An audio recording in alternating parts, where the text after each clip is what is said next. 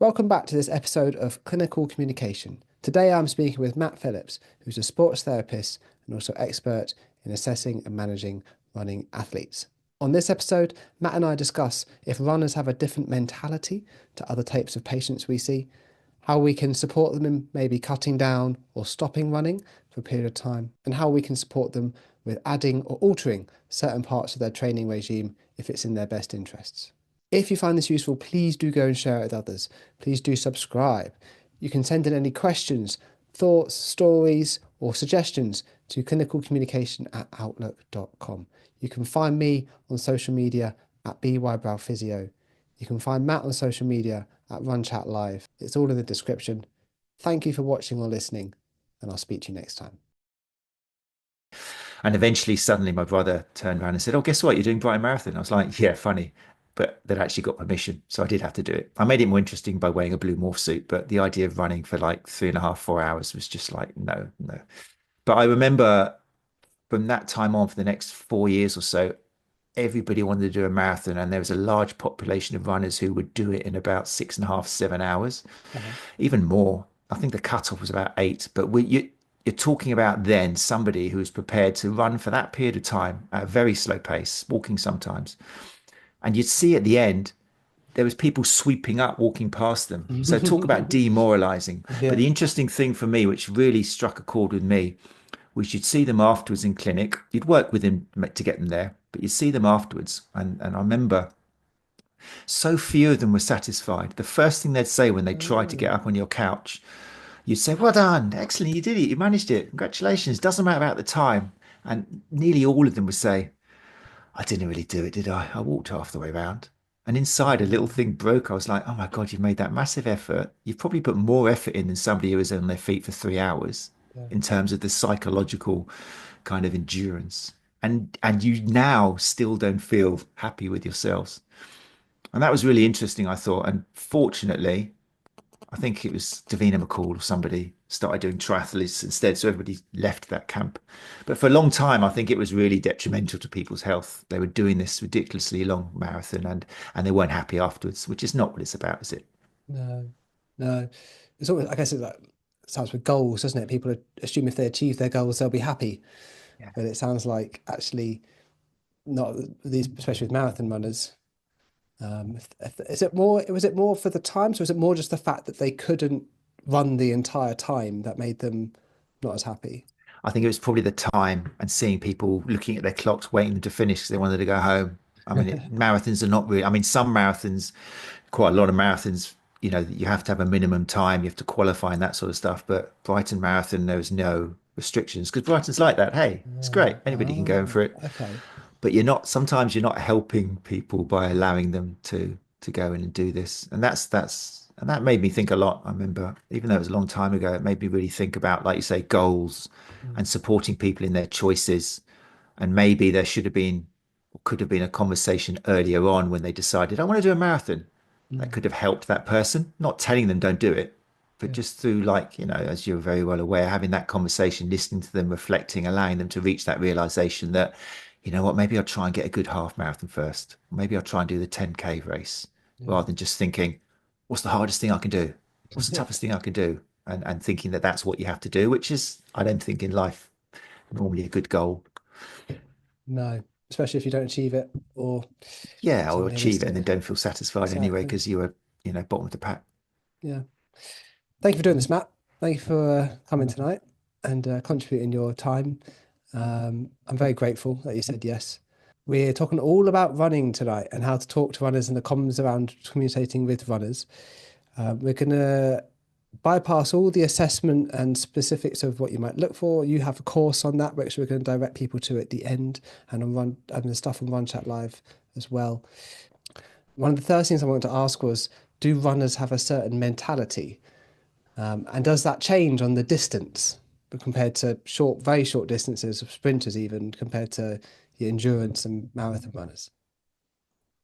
I think that's a really good question to open up with, um, because one of the big things that I hope is a takeaway from my course is for the coaches or therapists who are working with them to realize that they need to move away from this idea of being a specialist of working with running injuries or Mm. different types of running injury and understand they're working with different types of runner, which obviously suddenly opens the ball up to looking at the individual and everything around them and their ecosystem as well. So understanding and appreciating the individual in front of you and everything that goes in their lives is a big part of the course.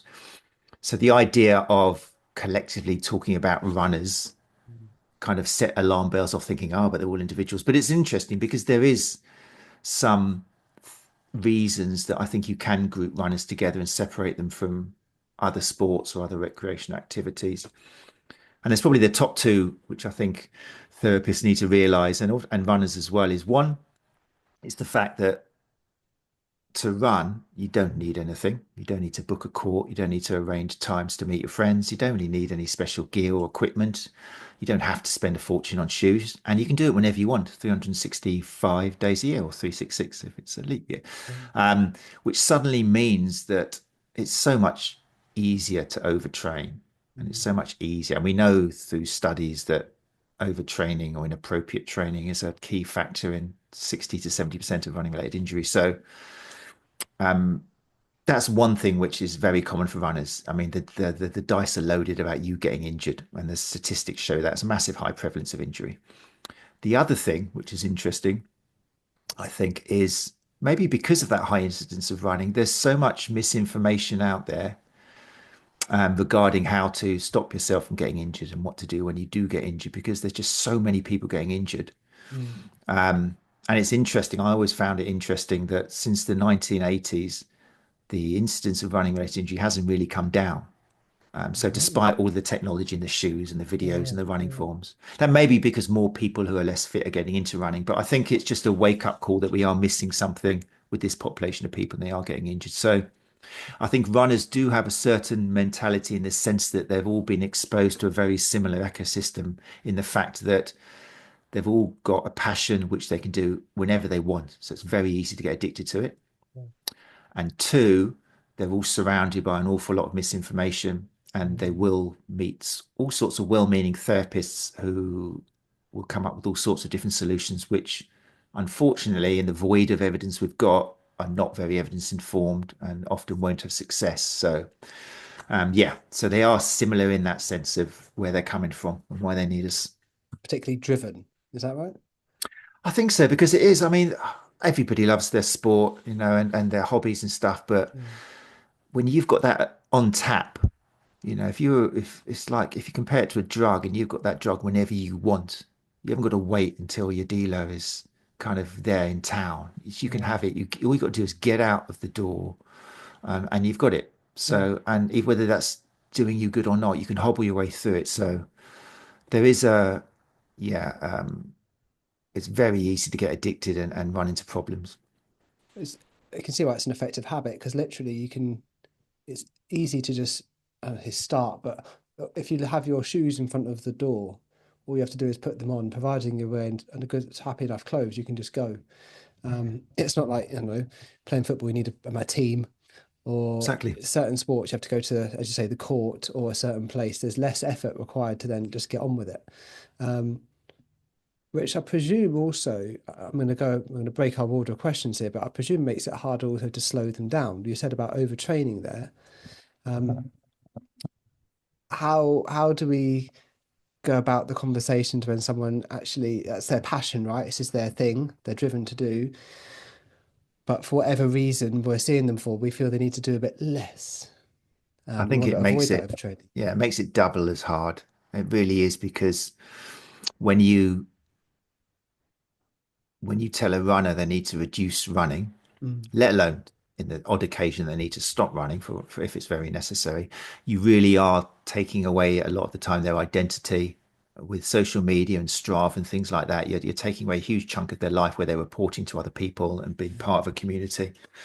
So I think this is why, like on the course, we focus a lot on behavior change and communication because you may have all the answers. You might be absolutely savvy with all of the research and you can bust loads of myths out there regarding shoes and strength training and biomechanics, but it's classic kind of resisting that temptation to just offload the information you've got, even though it's true and it's real.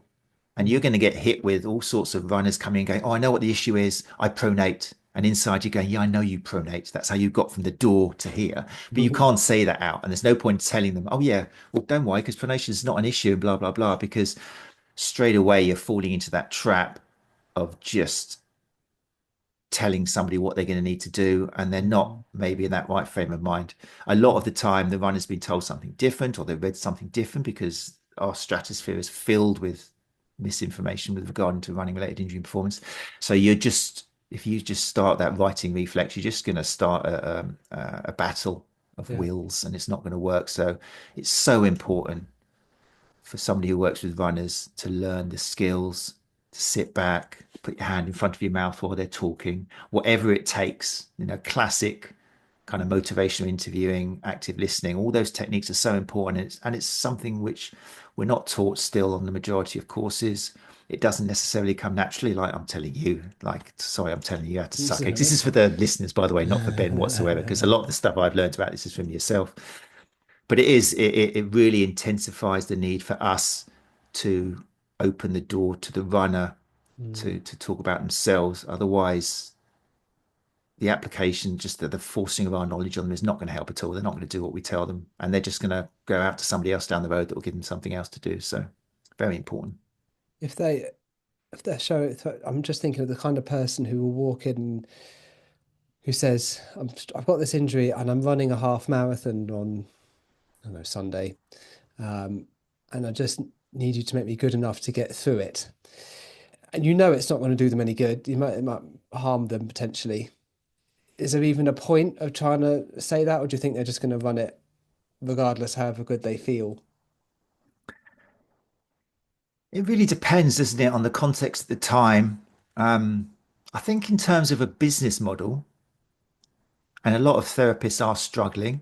Mm. Um, we've moved kind of, it's interesting because as educators, we're telling therapists not to rely on the kind of very profitable structuralist model of where, oh, you've got an issue in the tissue, book in for 8 sessions, you can get 10 for the price of 9 or something if you do that. That was a really good model for a while, but the problem is you're losing 50% of your clients because what you're telling them isn't working, because you're blaming the issue always on the tissue. And we know that a lot of the time that's not the solution. So we've told a lot of therapists to move away from that and to start embracing the biopsychosocial model and all that sort of stuff. Um, but that requires, a lot of skills and communication. So if somebody comes in like that, you've got to kind of decide, right, am I going to start a beautiful alliance here with this person? And if so, I've got to talk with them and see whether that alliance is going to come from letting them do what they want to do and then letting them know I'm here afterwards, respecting their decision, giving them the freedom through your language to make a choice as opposed to telling them what to do. Yeah. And I think that's probably, I'm saying it and listening to myself, and I'm thinking a lot of the time you have to do that when it comes to race day. You've got that option to have that conversation. And if that what the client or patient really wants, then you just go through with it. Sometimes you've got to give people some of what they want. A lot of the time you have to. Or particularly again with marathon distances, what I've found is if you have that conversation with them and you do your active listening and you kind of do all the classic tools of affirming and reflecting and allowing that conversation to keep going, a Yeah. lot of the time the runner, if it's 2 weeks to go, they know deep inside, or deep inside is the answer. It might have a few layers Yeah. wrapped Yeah. over it. But if you allow them to talk and use your open-ended questions and all the skills, which hopefully listeners are aware of or need to be aware of, then they'll probably come to that conclusion themselves. And you know what? If you want to help a behavior change and change talk as opposed to kind of sustain talk, then let them come to that conclusion themselves. Yeah. And that's what we're supposed to be doing. And that's for me, that can be sometimes the most rewarding thing of when a runner's come in and they know they've come in with their leg in a wheelbarrow and they're kind of going, I need to do it. Can you just give me a massage and put some rock tape on me or something, or any other brand of tape? And and you have that conversation, and they're worried about letting the charity down. They're worried about, that's obviously a very big thing for marathons. But you have the conversation, and there are some skills and tactics, but eventually they're sustained talk of I need to do this race eventually comes into a bit of change talk where it's like, "Oh, I guess the charity will understand." You go, the charity will understand. They won't mind. And then they continue more. And then suddenly they go, you know what? I don't think I need to do this. And inside you're going, yes, because then they don't do it. And you know what? They won't do it and they don't feel so let down. So I think I've rambled on a bit from your initial question, No, that's but right. I think when they come in with that, then yeah, again, it boils down to your skills of listening and talking it through with them, and being prepared that their final decision might not be the one which is best for them in your belief, in your everything, your professional opinion, Yeah. but that doesn't necessarily mean it's the wrong decision. No, Maybe okay. that's what they need to go through at this particular stage of their life at this time. Yeah. Yeah, and you're just there to facilitate and suggest and guide them. But ultimately, yeah, it's classic coaching. Let them come up with the decision. Yeah. And I've learned over time that if they don't come to the conclusion you're hoping for, or that's okay. We Mm. can't change everyone. And as you say, sometimes they have to have the experience of whatever happens after it to happen for them to realize that and reflect. Sometimes it's just about timing, as you say. You can't influence everyone. That's just how it is, fortunately. What about, I'm thinking of someone who will want to keep running, and there's been a lot of, not as much now, but in the past, buzz about S&C and, getting them supplementing their running with other forms of training, whatever it is. How have you found ways to try and encourage that, to people to adopt that, to kind of reduce? People talk about strength training and things to reduce injury risk. I presume, is that still the case? Well, there's a lot in there. You fired about 3 or 4 questions at me there. I'm gonna have to deal with that. Let's do with the. I mean, one thing I do like with regards to keep people running, I think one of the things that we do a lot of on the gate course, for me, one of the most useful reasons for getting someone on a treadmill and doing gait analysis is symptom modification, is using your knowledge to find a way that that person can continue running and it doesn't actually hurt the particular sensitized tissues anymore. And there's plenty of ways of doing that to shift load around. We know we can't take load away completely, but there's a lot of ways which we can take shift load away, for example, from the Achilles and the calf complex. It will go to the knee, but if that person can handle that and you do it gradually, then happy days, that person can continue running. And we know through the studies that finding a way for the person to continue running will probably help them reach recovery far quicker rather than just taking that away, which is going to slow things down. So symptom modification is a real useful tool. But I think it's more than that, because I think if you manage to get someone in and they're on the treadmill, and maybe their reason for coming in was I need to know what shoes to wear, so that's fine. But once you get them in there and you suddenly show them a way to run where they're not in pain anymore, you're also opening up that therapeutic alliance. Suddenly now you've changed their stages of change through Yeah, maybe I'm not interested or I'll come along, but only because my wife paid for it, to a bit more Keanu Reeves Matrix, tell me more sort of thing. And that's yeah, beautiful yeah, because now they're going to be far more receptive to you, maybe highlighting some of the things which they do need to do to be able to keep running. For example, they need to sleep a bit more, which is often something which they didn't realize was quite so important. Or they need to look at their nutrition, or they need to look at their mental stress they're going through during the day. They need to sort out something to do with a work issue or relationship issue, or it could be anything like that. Which, if you just said, if they came through the door straight away and you said, "Oh, you need to sleep more," you're not going to get better like that. Then just one ear and out the other. yeah.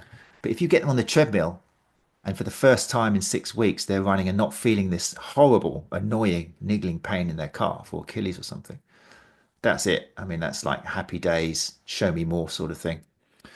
So yeah, that was symptom modification. With regards to strength training, which was your follow-up question, that's a really interesting one as well. And it's a classic example of where some education is going to be needed Yeah. for two reasons. Because one, most runners, by the very nature of things, the place they want to be is in front of a mirror with a tiny little gold gym vest flexing their muscles. It's just not theirs. It's not what they do. If they enjoyed that, they wouldn't enjoy just running. Yeah. Most runners want to run away from people and just not be in a gym with lifting metal. So it goes against everything. They're going to come in, like talk about stages of change. They're like, they do not even want to contemplate it. That's the last thing they're going to do. So you can tell them as much as you want. You can tell them the research. They're not going to do it unless you, like I say, manage to open those doors and get them to a different stage of change. Yeah. The other thing is, as it's interesting with strength training because as a way of reducing risk of injury, it's not very supported. Oh, Um, okay. no, I know. I'm glad I got that. Oh, I love that when that happens on the course. Yeah, there's not a lot of support for it. We know that strength training will help running economy. There's Mhm. plenty of studies which show its effect on VO2 max and therefore performance. In fact, it's probably one of the best things you can do to improve your running economy, particularly if you are an older runner, particularly guys, once they hit 35, testosterone levels start going down and kind of calf strength, elasticity, and circumference all starts depleting, then that's a major win. If you manage to get a runner, particularly a male runner at that age, to start doing strength training, you're going to get some incredible results. But hey, guess what? Behavior change. Yeah. You know, it really is hard to get that to happen. And it's not just one session. Again, it's classic kind of getting them back for maintenance because they might walk out the door and do it for a couple of weeks, but you need to be there Yeah. to support them for when they do fall off the wagon. Um, so yeah, again, it boils down to behavior change. As far as performance, amazing if you can get them to do that, the kind of particularly the lower leg kind of calf stuff. Um, but they'll be dependent on so many of the other things like shoes, like cadence, other things they've read. They've got so many barriers or things that they think need to be done first before they will open their ears to the idea that there needs to be strength training. I make an assumption that the symptom modification you were talking about earlier with the doing the gait analysis, and you just said about shoes or I think there, is that again help with the buy-in to those things? So like trialing different shoe or different stride or different surface to run on, so to speak. I know I realize we can't always, but I presume we can't get different shoes in for them to try and the analysis to them to buy into. Or we can't. Sometimes you can do it. I mean, with a treadmill with an incline, for example, because like the thing about a shoe and what Mm, runners can appreciate when you kind of talk them through it or do a little diagram is the more you lift the heel up off the ground, yeah. then the more you're kind of shifting the load towards the knee, which might not be a bad thing. Okay, for plenty of runners running with a higher stack, or imagine you're on high heels. Don't run on high heels, but that's essentially what you're doing. That the difference in drop height between the heel and the toe. As soon as you start increasing that, then you're taking the load away from the Achilles and the calf and you're moving it towards the knee. Now, that doesn't mean either of those are inherently bad, but if you have got a runner who's suffering from a calf Achilles issue, then you can straight away offload that by Mm, gradually just increasing that stack, not the stack height, the drop. And the same way, if you've got a knee issue thing, then you might start getting them into a slightly lower drop shoe. Okay, so straight mm, away you can start, and you can do the same thing with a treadmill incline. The same thing will occur. If they're downhill, then it's the equivalent of having that heel high, and if they're running uphill, then the opposite. So it's again, it's a lovely thing because you can show them fairly quickly. You don't have to put a new shoe on them. You could just put an insert in them. You can get kind of yeah. like 6 mil insert or something, and if it does, I mean, happy days. If that does change their pain experience there and then again, Keanu Reeves moment, it's fantastic, and you can get all the other great stuff in there as well. Um, but I think a lot of it is just giving them a lot of it is education. There was a good study which I've quoted far too much. Bruno Saragiotto, which I think was I can't remember actually, 2013. I'm going to guess at it.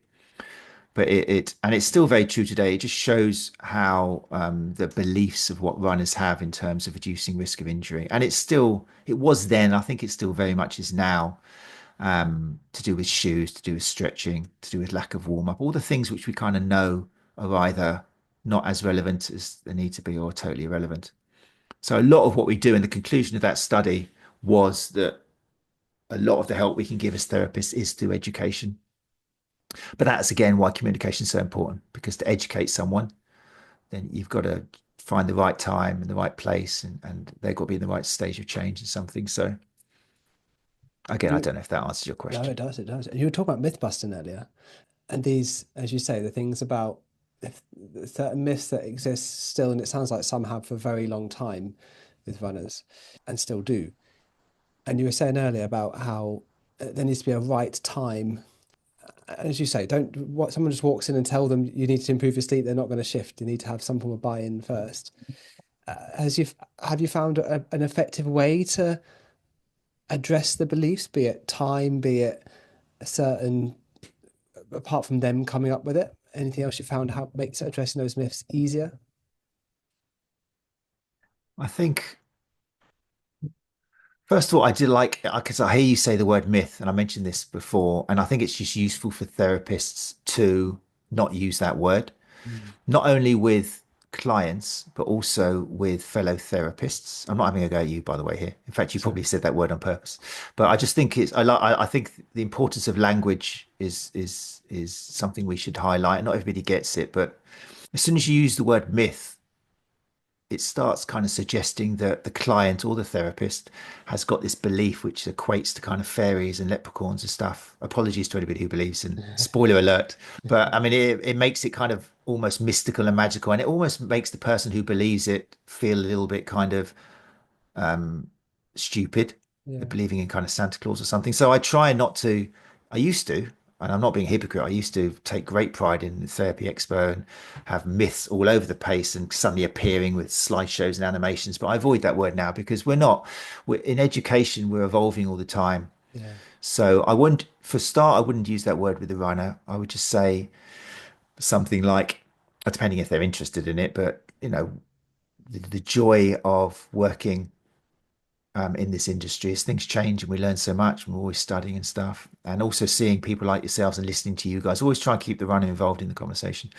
And what we're realizing now is that this and this and this and this, so you can get the information out that way. But I think again it's through the conversation with the client, by just guiding it and making sure that they are the focus of the conversation, because it's like classic coaching. If you want to get a point across, you've got to, you can't just be higher. You can't be in control of the situation. You can't, if as soon as the client feels lower than you, you're going to get that kind of teacher student thing and nightmares from school where they're just being talked down to, they're not really receptive. So any education you do needs to be done on this kind of equal playing field where it's not even referred to as education, it's sharing things with each other, and the runner is going to be the center of focus. You're asking the questions to them, you're leading it a certain way. I think in motivational interviewing they equate it to like a bouquet of flowers where you're just putting the nice flowers in there and getting rid of the horrible ones, and you're kind of doing little,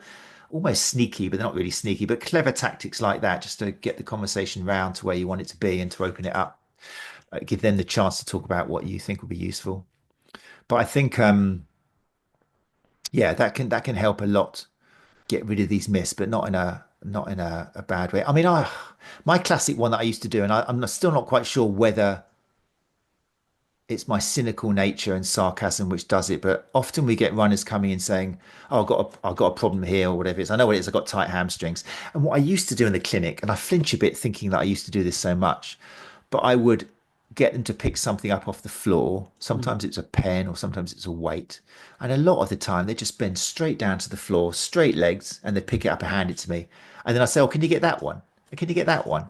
And eventually they're doing like a double-legged stretch with their hands down on the floor, and mm. and they'll look at me up, often with their head still next to their knees, and go, Mhm. "I haven't got tight hamstrings, have I?" And I'm like, what? And even now it feels a bit sarcastic, but with the right runner at the right time, Yeah, suddenly they've come to that conclusion. I think it's quite an analogy for now they're receptive to the fact that, okay, stretching isn't the problem here, is it?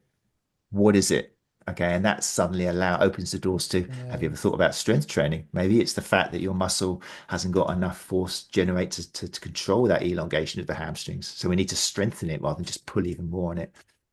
It's almost like a, So I was just saying, it's almost like a reverse symptom modification in a way, because you've challenged the belief, so to speak, yeah, but they've witnessed it. It's not just you telling, right? And can that, because they can easily just fire back and ignore you, but actually them experiencing it and then feel it themselves, because they can't, it's much harder to kind of challenge your own biases than it is to challenge someone else's.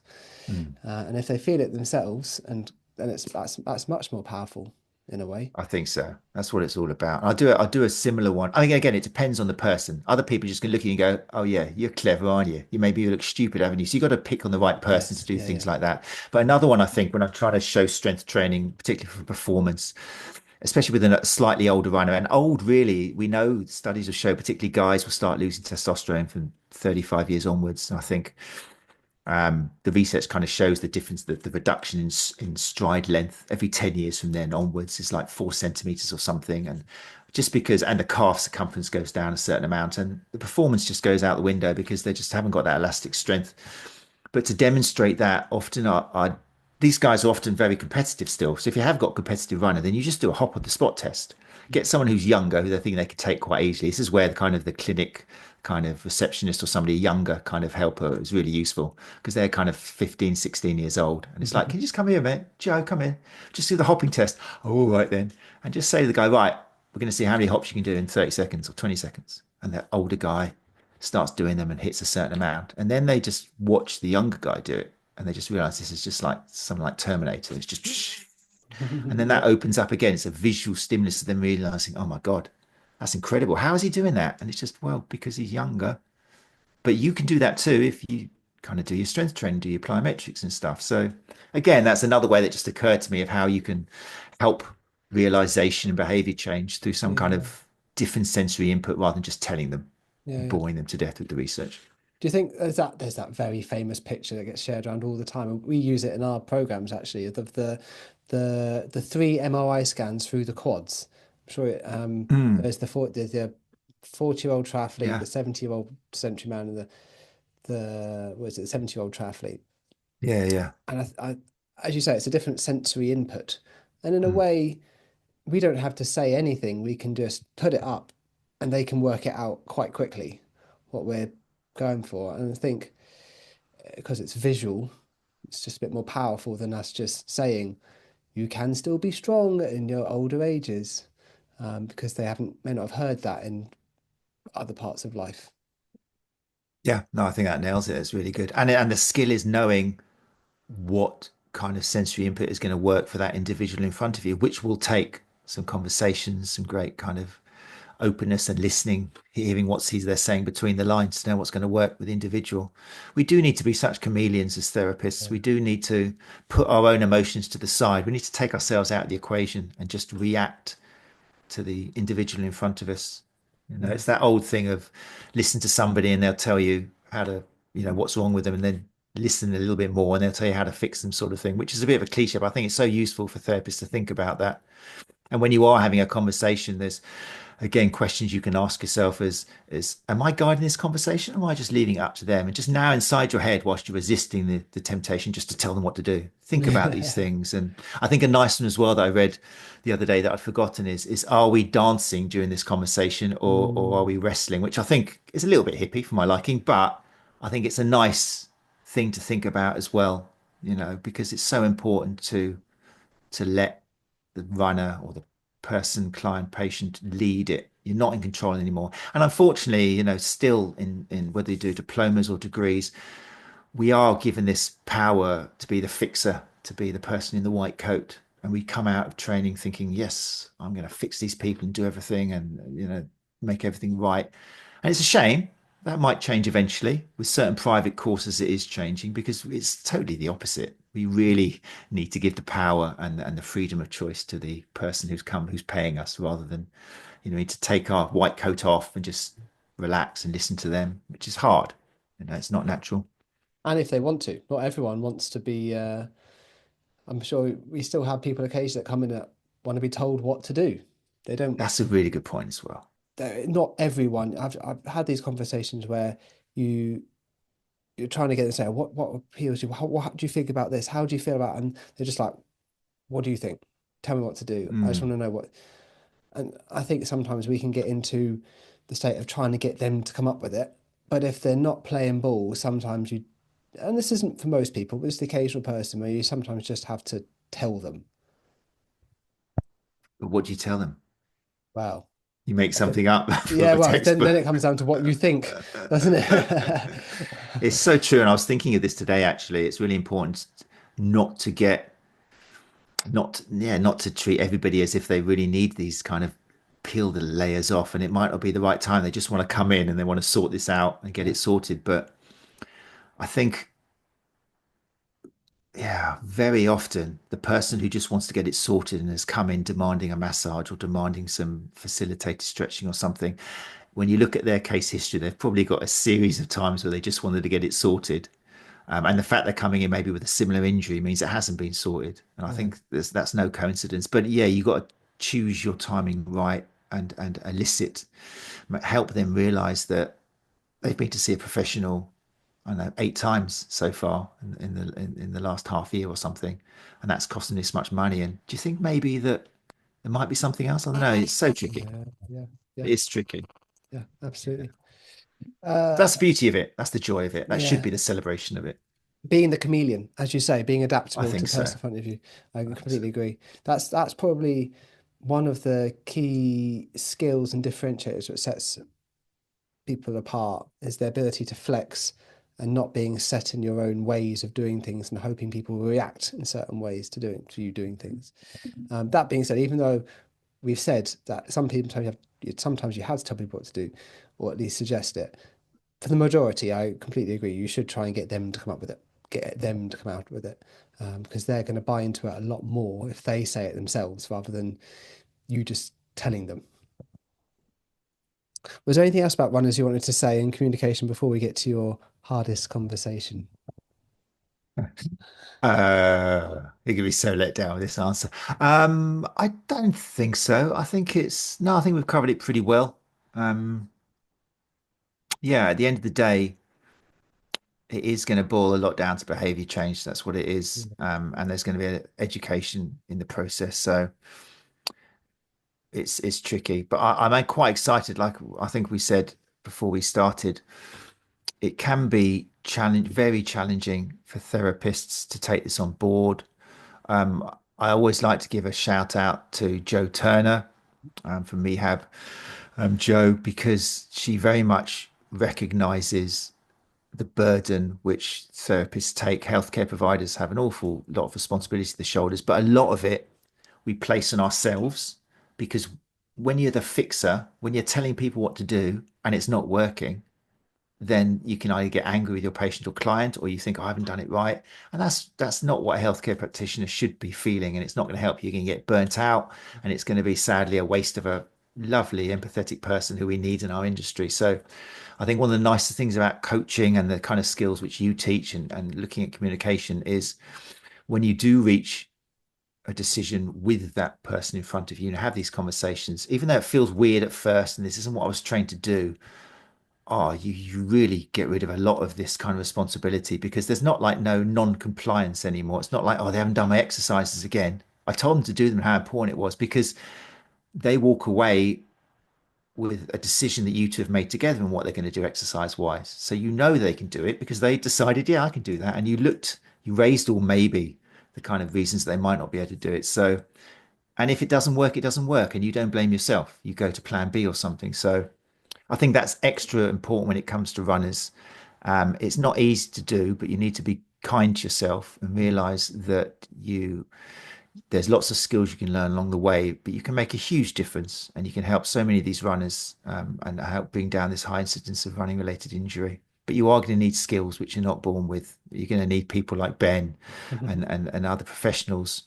If you can't find Ben, obviously, if you can find Ben, then just stick with Ben. But yeah, you're going to need help. You're going to Yeah, need mentorship and you're going to need to do something which we're not taught to do, and that's self-reflect. You're going to need to analyze yourself, your highs, your lows, and you're going to have to be open to other people judging you. Is probably the ugliest way of doing it, but just giving you some feedback. And that's something again which takes broad shoulders to do. But once you do it, once you collaborate and you talk to other people, it makes life so much easier. It really does. yeah, yeah, yeah. When we do this, the motivational interviewing teaching with the medical students, it's just a complete shift for them because they're used to patient turns up with X problem, you assess, you give them X suggestion or medicate or treatment, and then this idea that they then have to get the patient to come up with the idea themselves and to not just tell them is for some of them quite a shock and hard because it's just not how how they assume it's got to be. I might ask Mm. everyone this. What's been your hardest clinical conversation? I had to think hard about this with regards to working with runners, and also had to think of something which didn't breach client confidentiality, and which is tricky as well. But I think the area that came to mind where I've had the most difficult conversations and probably affected me because of a feeling of lack of power and didn't know quite what to do, and maybe I wasn't kind of sharing it enough with other people, is anything to do with disordered eating or eating disorders, particularly with female Mm, runners. yeah, It's a topic which fortunately is getting more talked about and discussed, and there's more training going on. But when I look back and think of some of the female runners I was working with who either had signs of disordered eating or definitely had eating disorders, it was so difficult because with that comes an awful lot of typically mental health issues, anxiety, and definitely reluctance to change. A lot of issues that need sorting out, and they're not issues you're going to be able to deal with. It really is a call for multidisciplinary care.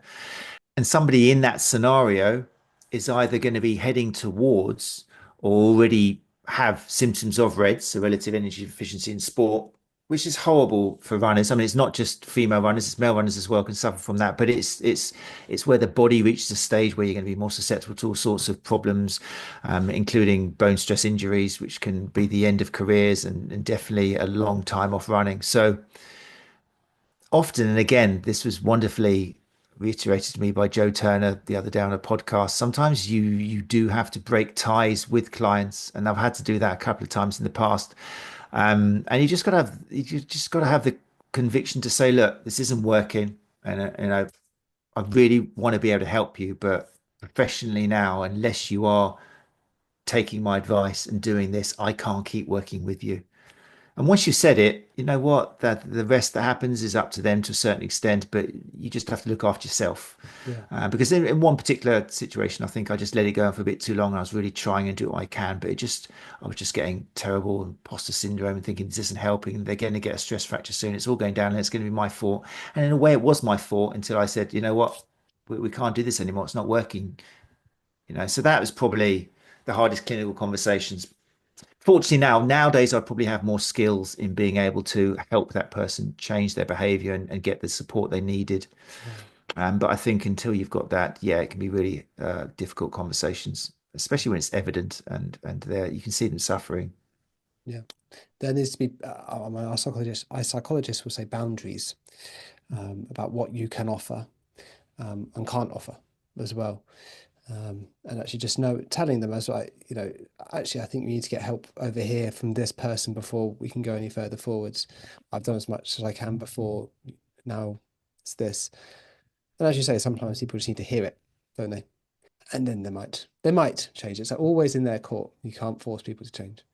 On the flip side, I like to end Absolutely. on a positive. What's been one of Thank the you. best achievements I you've wish I had with had. a I runner? wish I could give you one, and it's You going can to be have a bit lame many. this answer, but I thought about this as well. I'm a pensive person, and the thing again, which for me particularly when I used to go out a lot with runners, I used to, take people out running as long as they weren't much faster than me. Then, um, and uh, and one of the things I did used to like, particularly with male runners, because obviously I'm male, was just male runners who are very conscious, particularly new to running and using running as a way of losing weight and stuff. I remember,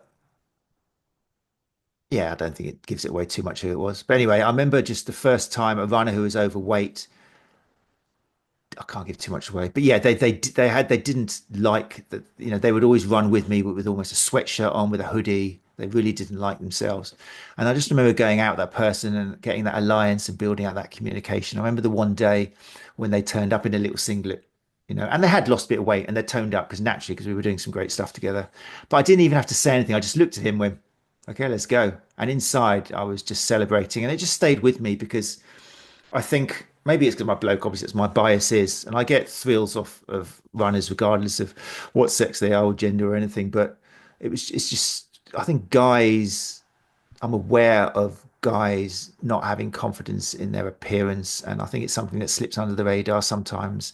And it can with guys because guys tend to talk less and bottle things up, and I think it can lead to very dark places. And we know the links between that sort of stuff and suicide is higher in males. So, yeah, I do enjoy it when working with somebody helps them love themselves a bit more, and it becomes evident enough that they're happy to go outside suddenly for the first time in their life in a little white singlet, and feel good about it. So that's, yeah, I'm saying that and I'm feeling good about that. So I think that's probably, it sounds a bit strange, but that's one of the things I remember most of all.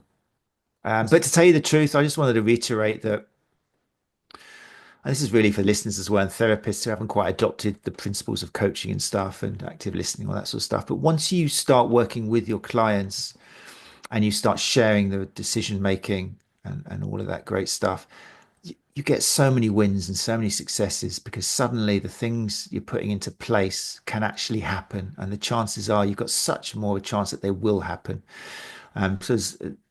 So you're going to get so many more wins and successes. And also, when you're working individually with somebody and having these conversations with somebody and giving them the time to open up and reveal stuff and learn stuff about themselves just through you sitting back and just keeping that conversation going, there's so many celebrations and it really can transform your career. So I like reiterating that on the course and to other therapists listening that traditional way of being a therapist, burnout. It really is hard. You're going to get 50% of your clients are not going to get better because you're just telling them what to do and they're not ready to change. Adopt a modern coaching principles, active listening, all of the skills. You have to study along the way to get them and practice them, but you will get what you signed up for, which is success, people saying thank you, and even you'll get a bit more money for it, which is always helpful. You're never going to be rich, rich, rich, but you're going to have a much more sustainable model of business, and you can get thank yous as well, which I think is why most people get into healthcare. Yeah, absolutely. Absolutely. I fully agree. So Matt, again, thank you for doing this tonight.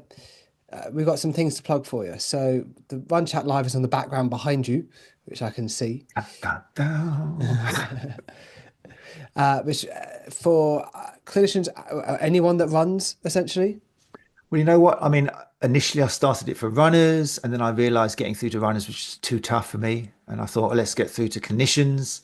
And then I realized that back in 2010, clinicians probably weren't ready for some of the myth busting and stuff I was doing because it was just the way I was trying to go towards it. So it's kind of evolved, and now actually it's all about collaboration now for me at the age I've reached. And so I've teamed up with Anna Maria Mazzieri of the ST School because fantastic soft tissue therapy provider and very much forward thinking and help all the stuff we're talking about and delivers a proper L5 level 5 course where you are looking at analysis and support and coaching rather than just what more techniques can I do to increase their range of motion and stuff. So I've teamed up with them, and my One Chat Live now is actually immersed onto their website, and the course I do is kind of sponsored by them, which is fine. Once upon a time I would have rejected that because I needed to be One Chat Live, it's mine, no one touch it. But just as I'm telling people to collaborate, I'm doing it myself. It makes so much sense for so many reasons economically. And also I get my mentorship where I have people telling me, Matt, you're doing a good job. Keep doing it, which I think we all need at times. So yeah, even if you go to onechatlive.com, you'll still end up at the ST school, but you'll go to the One Chat Live section of it. And yeah, there's obviously the Run Chat Live podcast with episodes, which I forget about, but people still get so much from because there was some amazing 53 or 54 episodes with amazing researchers and clinicians and all sorts of people, coaches from running related performance and injury. And then the STA podcast, which is 235 hours now, I think, of just clinical gold, as our mutual friend Jack Chu would say. Yeah, But yeah, there's so much there. And we've just started to change that into a reflection series where we're actually looking at some of the older episodes and reflecting on what we've learned from that and inviting guest clinicians in. So if anybody is listening and they're a clinician and they listen to the STA podcast or start to listen to it and they fancy coming on the podcast, because it's a very liberating experience, very empowering, then yeah, Matt at onechatlive.com, let me know and we can chat about that and have you on the show. it's still live on Tuesdays. Still live. I love doing it live, even though used to be like 80 or 90 people, especially when we came out of COVID. Now it's about 10 to 30, depending on whether there's football on or something or whatever's going on. But I still love doing it live because Well, the feedback I get, we still get a couple of thousand downloads, don't get me wrong, but it's just we love the way it flows, the fact it's live, and it just sounds very relaxed and interesting. It's a nice way of listening and learning it. So yeah, I still do it live. I couldn't do it otherwise, I don't think, personally, for me. And the And then the course. gate course. Yeah. Yeah. So where do people find that? Is it on the Run Chat Live bit of the ST school? You're probably best these days just going to a well-known search engine and just typing in Run Chat Live podcast. You can do live runchatlive.com and you'll get there as well. There's a lot, awful lot there for the STA. Again, just type in Sports Therapy Association podcast and you'll find it. I could give web pages and links, but these days it's just easy to get there, probably by Googling it. Um, yeah. And then everything we've talked about, thanks probably to Anna Marie Mazzieri for mentioning me really and just persuading me to bring back course, which I started probably 15 years ago, working with runners. Yeah, gait analysis for runners, a modern approach. So everything we've kind of talked about, I try and put into practice. And basically, yeah, just with normally a small group of about 12 people. I mean, the last course I had was just magic. I sit back and I love it because I've got somebody with a sports science degree, I've got a podiatrist, I've got a physiotherapist, I've got a massage therapist, I've got a sports therapist, Mm. about 10 people altogether. And I'm just now and again, I'm sitting back and just thinking, this is it. This is multidisciplinary care. They're talking to each other. There's no judging. Yeah. Everyone's recognizing the part they can all play if we truly have a patient-centered focus. And that's the lesson they walk out with as well, because that's what it needs to be about. If we're really going to help the patient, we need to drop all these professional boundaries and stuff and realize we can work together and we have to work together. So that's one of the messages from there, and everything else we've been talking tonight about communication and helping runners. Absolutely. Anything else to plug or say before I let you go? Well, no, just if people are interested in that, then there's still places on, the way it works is we have two online sessions, which we've changed to a Sunday afternoon now. Apparently that's better for therapists than a Saturday morning. So we have two online sessions on two consecutive, normally Sundays in the afternoon. Mm. That's where we get a lot of the theory done. We've introduced hybrid courses to save therapists money, as we all need. So you don't have to travel somewhere. You can hook up with us online. We get a lot of the theory done then. You get some homeworks, you reflect on it, and then we do the next one. And then the last session is a full day on a Saturday at a place around the UK. The next one coming up is in Cirencester at Rob Bevan's place. So if anyone knows the Back Pain podcast and Rob Yeah. Bevan, Yeah. then that's going to be in Cirencester in Gloucestershire. That's going to be Sundays in May, and then the actual face-to-face is Saturday, the 7th of June at the Dyer Street Clinic. And then I'm very happy as well, due to demand, we've got one running in Scotland in Oh, Calendar, which I'm very excited about, which is going to be two Sunday mornings in October, and then a trip up to Calendar to McLaren Community Leisure Centre, and that's going to be on November the 8th for anybody in, around, or near Scotland who that might excite. But if you go to the sdschool.co.uk, there's also a register interest. If there's anywhere in the UK where you feel you think there might be a demand for it, then let us know, and we can work something out. We just find a host, and we can bring the information to you. That's what we like to do. you're becoming international now, Matt. Got in Scotland Well, and let's talk about other places as well. Yeah, but we're not quite. I haven't made it back to Kenya yet, but I'd like to one day. Right. Thank you for doing this, Matt. Again, well, I hope people found it valuable and go on the course. No, thank you so much. I mean, people should know. I don't know whether you sing your praises enough, but I learnt of you first because of your amazing "Sit in the Mud" piece you Oh, wrote yes. back in last year. Probably seems like a lot longer ago than that, in the MSK mag. And it was a great piece, and that it just made me realise about the great work you're doing as well. So thank you for that and all the work you're doing as well. You're welcome.